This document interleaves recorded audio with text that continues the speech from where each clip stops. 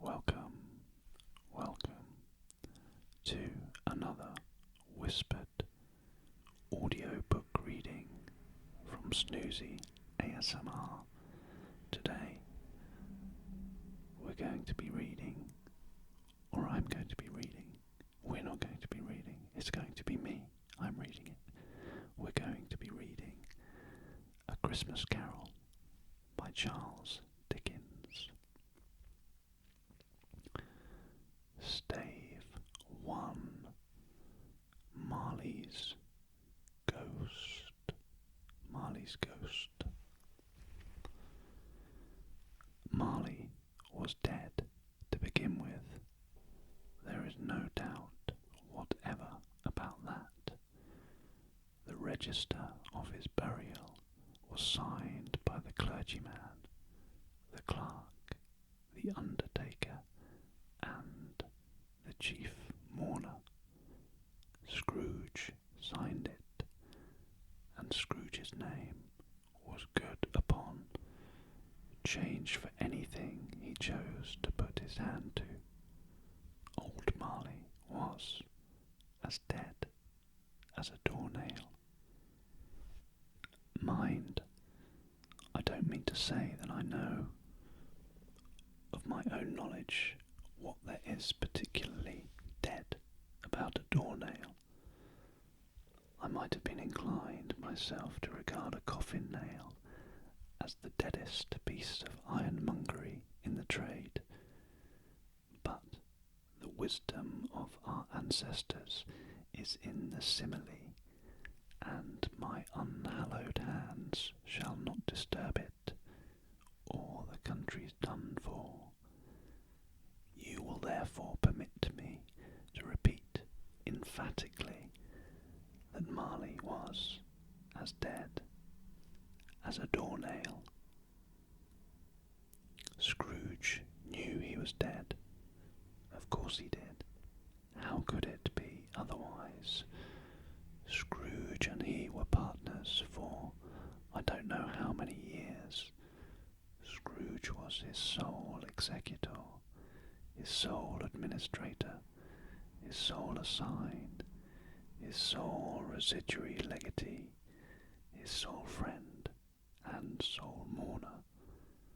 And even Scrooge was not so dreadfully cut up by the sad event, but that he was an excellent man of business on the very day of the funeral, and solemnized it with an undoubted bargain.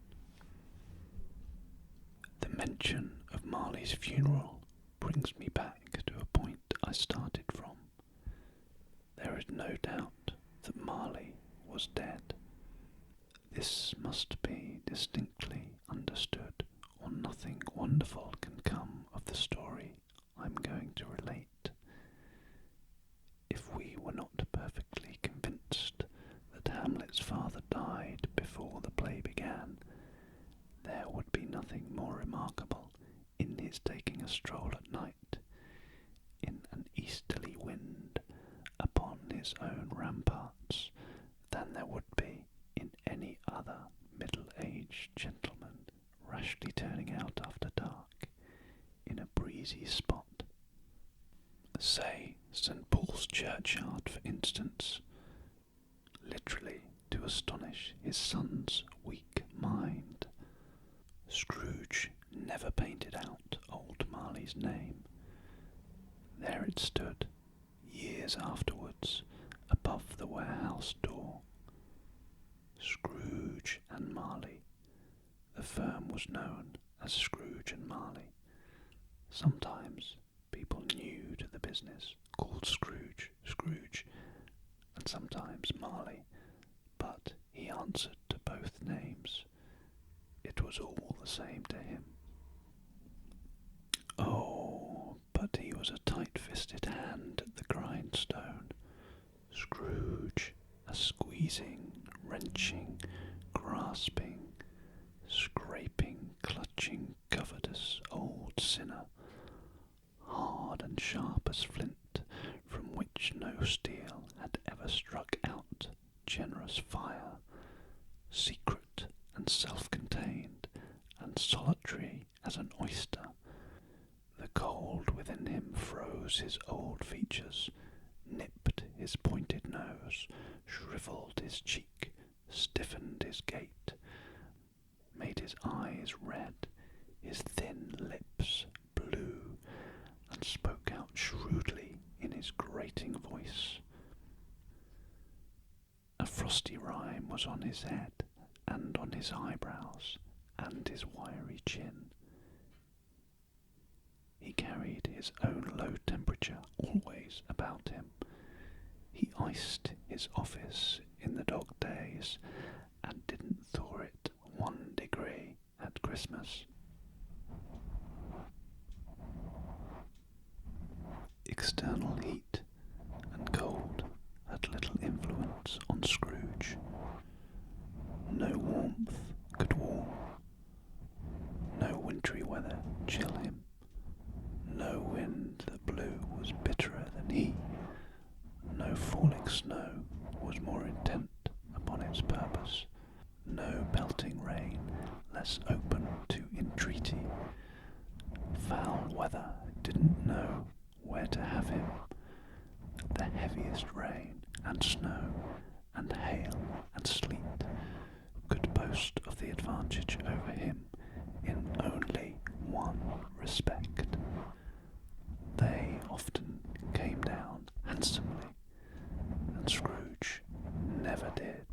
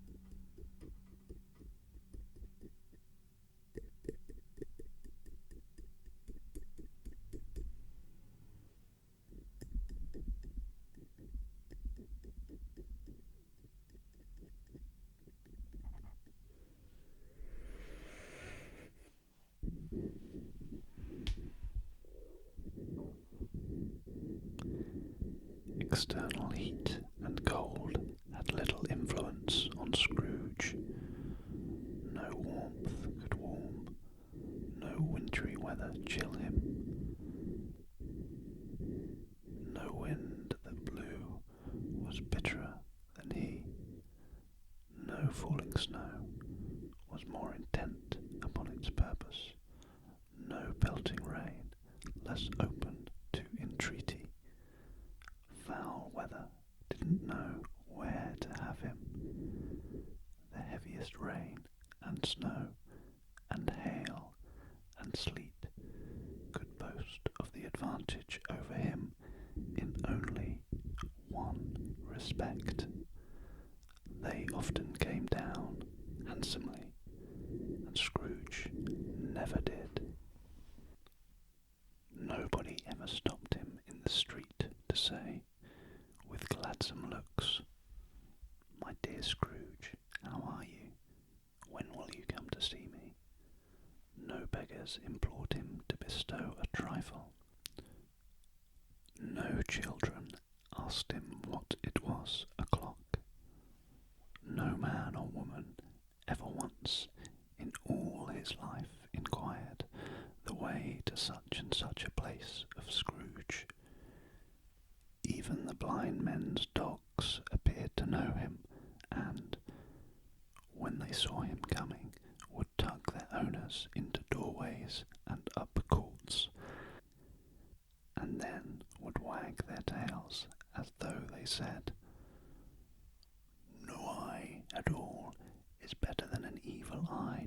master. But what did Scrooge care?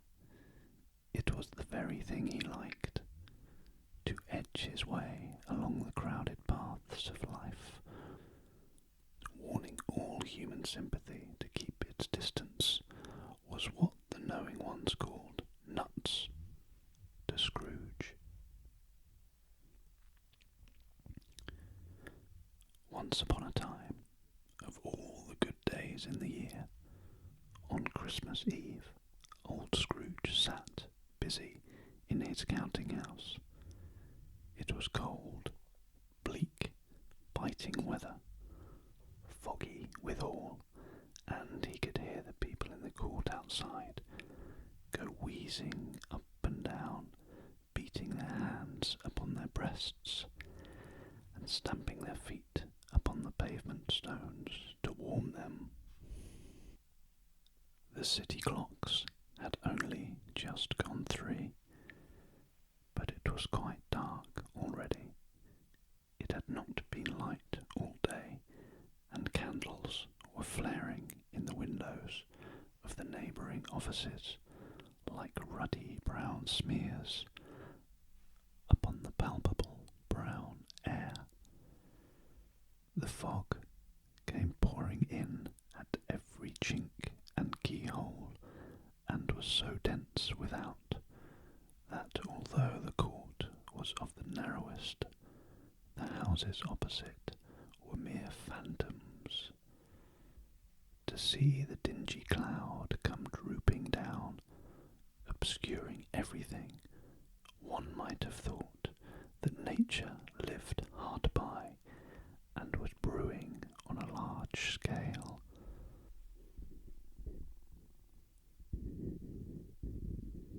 The door of Scrooge's counting house was open that he might keep an eye on his clerk, who, in a dismal little cell beyond a sort of tank, was copying letters.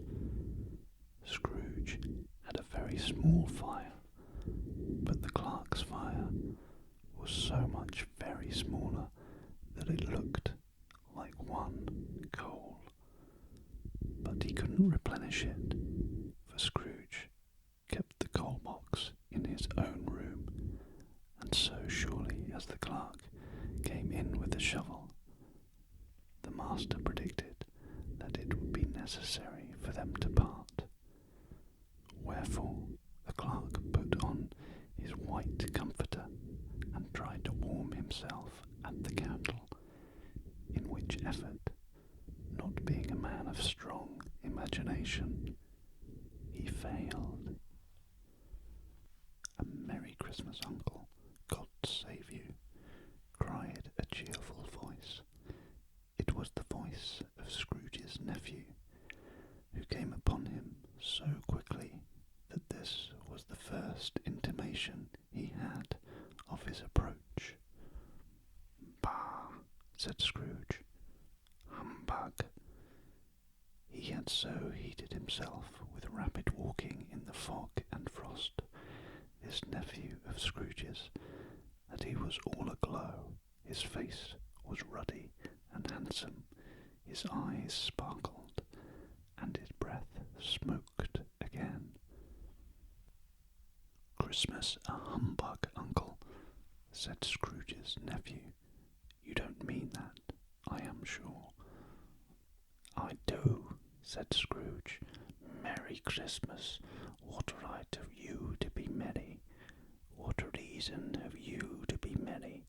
You're poor enough." "Come then," returned the nephew gaily. "What right have you to be dismal? What reason have you to be morose? You're rich enough." Scrooge, having no better answer ready on the spur of the moment, said "Bah!" again, and followed it up with "Humbug!" "Don't be cross, Uncle," said the nephew. "What else can I be?" returned the uncle, "when I live in such a world of fools as this? Merry Christmas! Out upon Merry Christmas!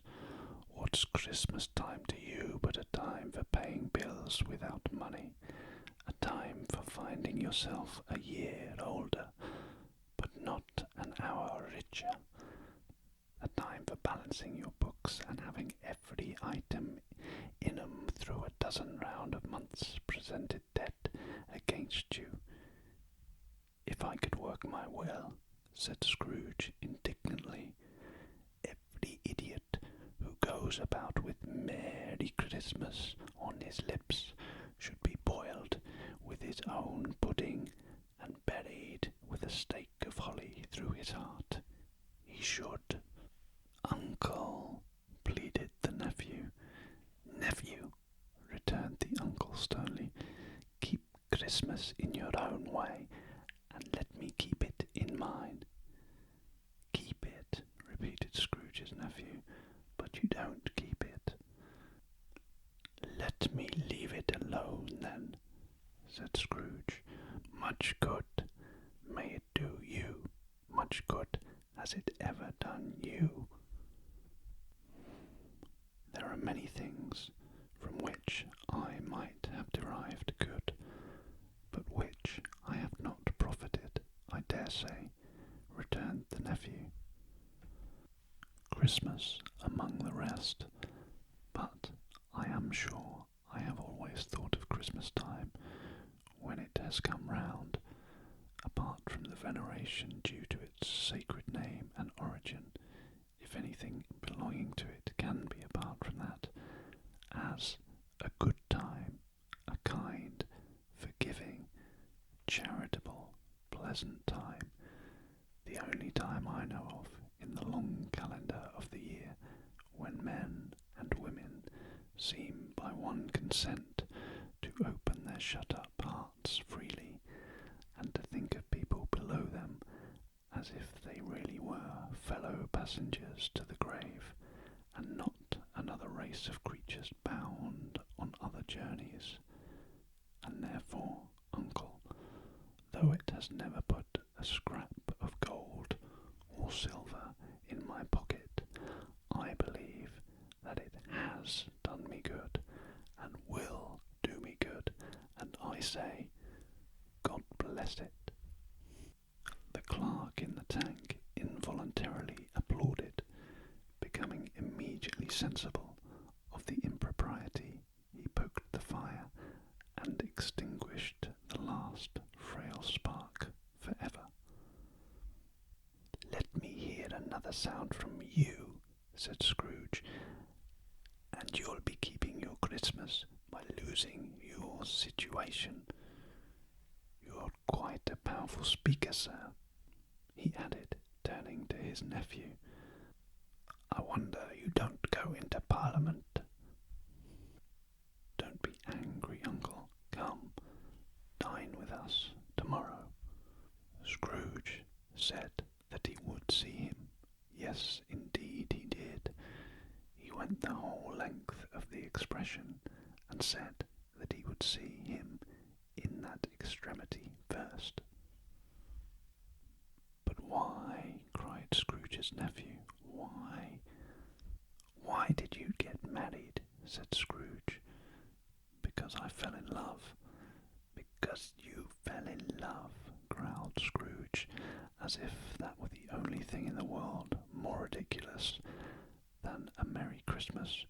Good afternoon. Nay, uncle, but you never came to see me before that happened. Why give it as a reason for not coming now? Good afternoon, said Scrooge. I wanted nothing from you. I asked nothing from you. Why cannot we be friends? Good afternoon, said Scrooge.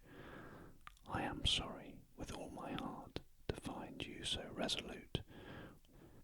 We have never had any quarrel to which I have been a party, but I have made the trial in homage to Christmas, and I'll keep my Christmas humour to the last.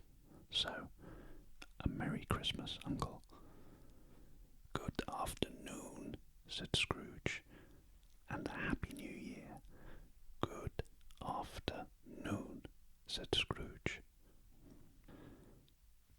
His nephew left the room